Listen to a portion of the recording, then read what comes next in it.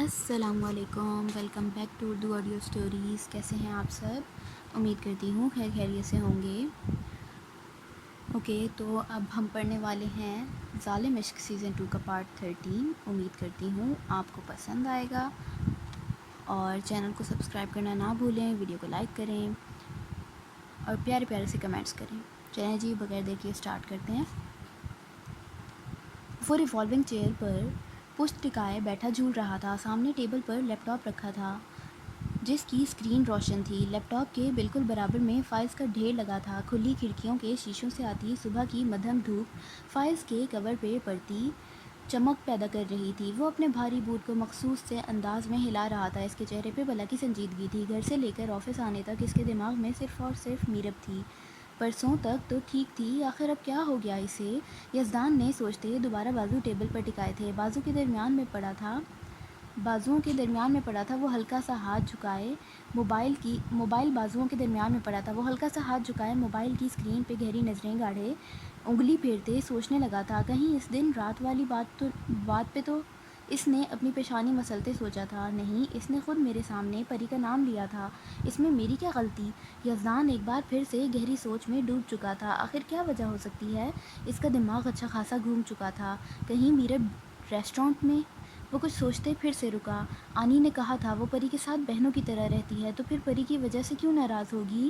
اس نے ہلکی سی سر کو خم دی تھی۔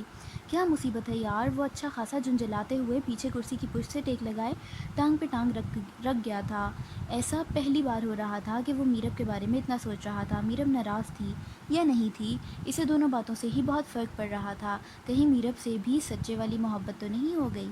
یہ وہی یزدان تھا جو امریکہ میں گھنٹوں ویران جگہ پہ بیٹھا پریشے سکندر کو سوچتا رہتا تھا۔ وہ دن میں بمشکل 2 سے 3 گھنٹے کام کرتا تھا، جبکہ آدھے سے زیادہ دن سنسان دریا کے کنارے بیٹھا ایک پتھر پہ سر رکھے آسمان کو تکتا صرف پریشے سکندر کو سوچتا تھا۔ اس کی سوچ کے آغاز میں بھی پریشے سکندر تھی، اس کی سوچ کی حد پہ بھی پریشے سکندر ہی تھی۔ ماضی: وہ ایک سنسان دریا کے کنارے ایک بڑے سے پتھر پہ بیٹھا پچھلے پتھر پہ سر گرائے آسمان کو تک رہا تھا۔ سرد ہوا کے جھونکے اس کے جسم کو چیرتے ہوئے گزر رہے تھے۔ پانی اس کے گھٹنوں تک آ رہا تھا۔ ٹھنڈے یخ پانی میں پاؤں لٹکائے وہ بے فکر سا آنکھیں آسمان پر گاڑے بیٹھا تھا، جیسے اس پانی کی ٹھنڈک سے وہ خود کو سکون پہنچا رہا ہو۔ خاموش ماحول میں بہتے پانی کی بوچھاڑ ایک خوفناک سا منظر پیش کر رہی تھی۔ یہ قدرے ویران جگہ تھی۔ دن ڈھل رہا تھا، دوپہر سے شام ہو چکی تھی۔ آسمان پہ سیاہی پھیل رہی تھی۔ ڈھلتے دن کے ساتھ ساتھ آسمان میں بادلوں کا بھی اضافہ ہو رہا تھا، کہیں نہ کہیں بارش کا بھی امکان تھا۔ وہ اسی طرح ہر چیز کو اگنور کیے بے حس و حرکت بیٹھا ہوا تھا۔ پتھرائی آنکھیں جن میں لال ڈورے اس قدر گہرے تھے جیسے خون رس رہا ہو، ویران آنکھیں جیسے صدیوں کے انتظار میں تھیں۔ ان آنکھوں میں گہری ویرانی تھی یا کسی کا انتظار تھا؟ سرد و سپاٹ چہرہ جس پہ کسی بھی قسم کا تاثر محسوس نہ ہو رہا تھا، وہ غائب دماغی سے بیٹھا ہوا تھا، دنیا جہان بھلائے ہر چیز سے بے خبر۔ اس کا جسم سٹل تھا، نہ جانے اس کا دماغ کن سوچوں میں الجھا ہوا تھا، ایسی سوچ جو اسے اندر ہی اندر کھائے جا رہی تھی۔ وہ ختم ہو رہا تھا، وہ خاک ہو رہا تھا، وہ کس کرب سے گزر رہا تھا، اسے کس کس تکلیف نے گھیرے رکھا تھا۔ نہ یہ درد جان لیتا تھا، نہ سکون دیتا تھا۔ ہر دن بڑھتا تھا، بے اختیار بے تحاشا بلا وجہ بڑھتا تھا۔ پریشے سکندر کا ارحم خان سے نکاح ہو گیا ہے۔ سکندر عثمان نے اس کا نکاح ارحم سے کروا دیا ہے۔ وہ اس وقت اسلام آباد ارحم کے گھر میں ہیں۔ یہ الفاظ تھے یا خنجر جو ہر دفعہ زخمی کر دیتے تھے، جو ہر دفعہ روح کھینچ لیتے تھے۔ چاہے جانے والا خاص نہیں ہوتا، آپ کی چاہت خاص ہوتی ہے۔ وہ خاص تھی، پریشے سکندر میرے لیے خاص تھی، میری چاہت بھی خاص تھی۔ میں نے اس سے سچی محبت کی تھی، پھر وہ مجھے کیوں نہیں ملی؟ کیا میرا نصیب اتنا خراب تھا، یا میری محبت میں کہیں کمی رہ گئی تھی؟ اس نے کرب سے آنکھیں بند کی تھیں، آنسو ٹوٹ کر اس کی گال پہ پھسلا تھا۔ پلیز مجھے جانے دو، میں تم سے محبت نہیں کرتی۔ اب اس کی وہ بلند چیخیں اس کے کانوں میں گونجی تھیں، یزدان میری خاطر اسے چھوڑ دو۔ آنی کے الفاظ بھی یاد آئے تھے، نہیں آنی میں مر جاؤں گا، آپ ویسے میری جان لے لیں، اس طرح مت بولیں، میں اسے چھوڑنے کا سوچ بھی نہیں سکتا۔ وہ میری پہلی محبت ہے، میری پریشے۔ وہ پہلی دفعہ اپنی آنی کے سامنے رویا تھا۔ تیری ہمت کیسے ہوئی میری بیوی پہ گندی نظر ڈالنے کی؟ ارحم نے آگے بڑھتے اسے کالر سے جکڑا تھا۔ گناہ نہیں کیا تھا میں نے۔ یزدان ایک دم سے سیدھا ہوا تھا۔ اس نے آفس روم میں نظریں گھمائیں۔ یہاں کوئی بھی نہیں تھا۔ اس نے پسینے سے تر ہوتے چہرے پہ ہاتھ پھیرا۔ گناہ نہیں کیا تھا میں نے، بس ایک غلطی ہو گئی تھی۔ وہ زیر لب بڑبڑایا، اس کی آواز بھی لڑکھڑائی تھی۔ اس نے کرب سے آنکھیں میچتے کھولی تھیں۔ جب صرف غلطی ہوئی تھی، لیکن اب تو گناہ کر رہا ہوں نا۔ وہ سوچتے ایک بار پھر سے کرسی کی پشت سے ٹیک لگا گیا تھا۔ اسے عجیب سی بے چینی محسوس ہوئی تھی۔ یہ کیا ہو رہا ہے میرے ساتھ؟ اے میرے اللہ، مجھے معاف کر دیں، میں نے ایک غلطی کی ہے جس کی مجھے سزا مل گئی ہے۔ میں اب مزید غلطیاں نہیں کرنا چاہتا۔ اے میرے رب، میرا دل بدل دے، میرے دل کا بوجھ ہلکا کر دیں۔ میں مزید آپ کے بندوں کو ناراض نہیں کرنا چاہتا۔ میرا دل بدل دیں، مجھے میرب کی طرف مائل کر دیں۔ وہ میری بیوی ہے، وہ میرے بیٹے کی ماں ہے۔ میں اس سے غافل کیسے ہو سکتا ہوں؟ میں اس سے اس کے حقوق کیسے چھین سکتا ہوں؟ یزدان اپنا سینہ مسلتے انتہائی دھیمے لہجے میں بول رہا تھا۔ اس کی آنکھوں کے کنارے نم ہو چکے تھے۔ بھولی ہوئی یادیں دوبارہ تازہ ہو گئی تھیں۔ وہ جتنا اس سب سے نکلنا چاہتا تھا، اتنا ہی اس دلدل میں پھنستا چلا جاتا تھا۔ اچانک سے آفس روم کا دروازہ کھلا تھا۔ یزدان نے سیدھے ہوتے دروازے کی طرف دیکھا۔ سر میں آ جاؤں؟ آپ بزی تو نہیں؟ زاویار دروازے پہ رکتے بولا تھا۔ آ جاؤ، میں تمہارا انتظار کر رہا تھا۔ یزدان سنجیدگی سے بولتا ٹیبل پہ پڑی فائلز پہ نظریں ٹکا گیا۔ زاویار نے قریب آتے ایک گہری نظر یزدان کے چہرے پہ ڈالی۔ تھکا تھکا سا انداز، کھینچے کھینچے سے نقوش۔ سر، آپ ٹھیک نہیں ہیں؟ وہ پریشانی سے بولتے یزدان کی طرف بڑھا تھا۔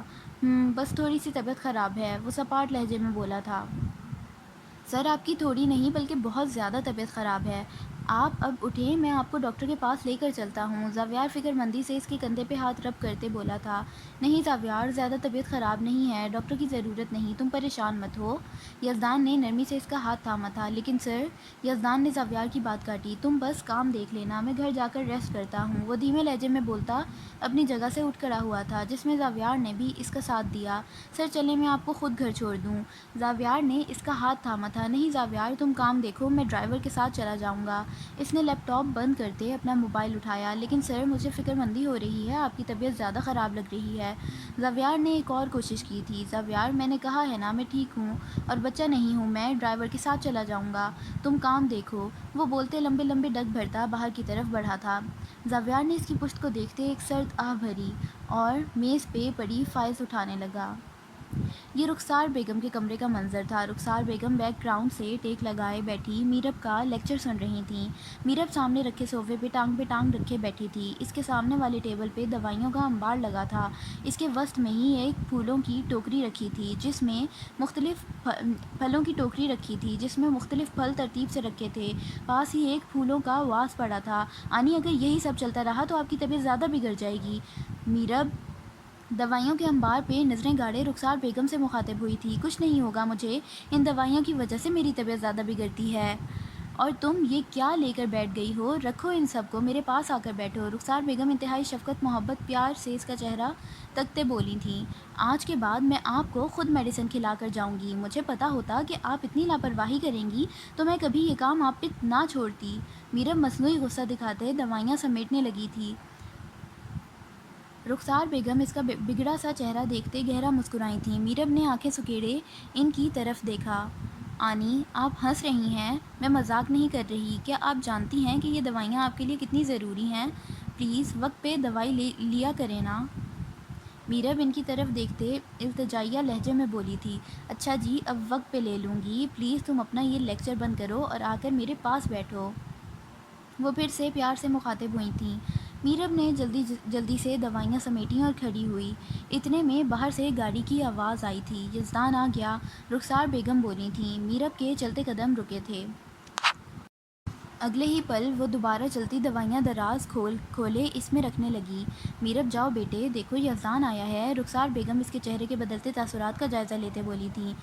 جی آنی، وہ دھیمے لہجے میں بولتی بلا وجہ دراز میں ادھر ادھر ہاتھ مارنے لگی۔ تقریباً 1 سے 2 منٹ اپنے عمل کو دہرانے کے بعد اس نے دھیرے سے دراز بند کیا اور آہستہ آہستہ قدم اٹھاتے داخلی دروازے کی طرف بڑھی۔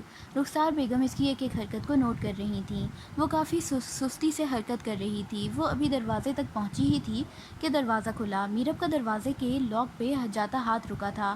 یزدان نے جیسے ہی دروازہ کھولا، اس کی پہلی نظر میرب پر پڑی تھی۔ وہ اسٹل کھڑا اسے دیکھنے لگا۔ رخسار بیگم بھی انہی کی طرف دیکھ رہی تھیں۔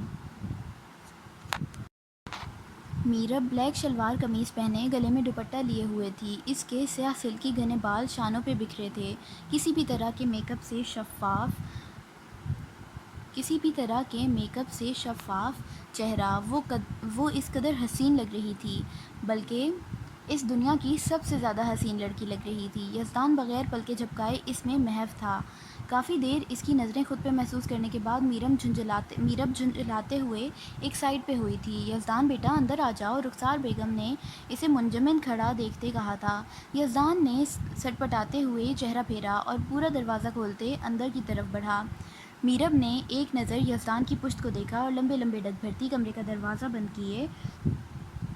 دروازہ بند کیے کمرے سے باہر نکل گئی۔ یزدان نے رخسار بیگم کے قریب پہنچتے پلٹ کر دیکھا تھا، وہ جا چکی تھی۔ وہ ایک سرد آہ بھرتے رخسار بیگم کے قریب بیٹھا۔ رخسار بیگم نے ٹانگیں سائڈ پہ کرتے ہوئے اسے جگہ دی تھی۔ کیا ہوا یزدان، تم ٹھیک ہو؟ انہوں نے بے اختیار اس کا زرد سا چہرہ دیکھتے اس کی پیشانی پہ ہاتھ رکھا تھا۔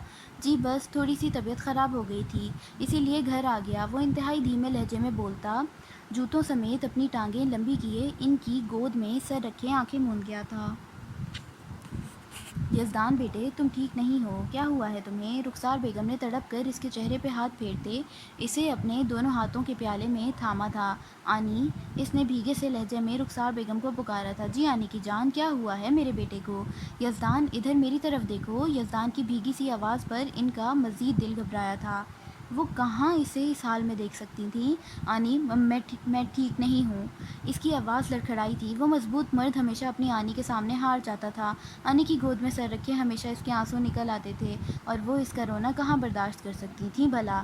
یزدان کیوں پریشان کر رہے ہو؟ اٹھو ادھر میری طرف دیکھو، کیا ہوا ہے تمہیں؟ بتاؤ مجھے۔ وہ مصنوعی سا غصہ دکھاتے اس کا چہرہ اپنی طرف موڑنے لگی تھیں۔ اوکے، تو یہیں پہ ہماری ایپیسوڈ ختم ہوتی ہے۔ شارٹ ایپیسوڈ اگین، لیکن بہت انٹرسٹنگ، تھوڑا بہت پاسٹ کا پتہ لگا ہے اور مجھے یزدان سے تھوڑی ہمدردی بھی ہو رہی ہے اور مجھے میرب سے بھی ہو رہی ہے۔ اب دیکھیں آگے کیا سٹوری رنگ لاتی ہے، کیا ہوتا ہے، ان کی لو لائف ٹریک پہ آتی ہے کہ نہیں۔ امید کرتی ہوں آپ لوگوں کو پسند آیا ہوگا۔ نیکسٹ پارٹ کے لیے ذرا سا ویٹ کریں، ابھی آ جائے گا، اور چینل کو سبسکرائب کرنا نہ بھولیں۔ اللہ حافظ۔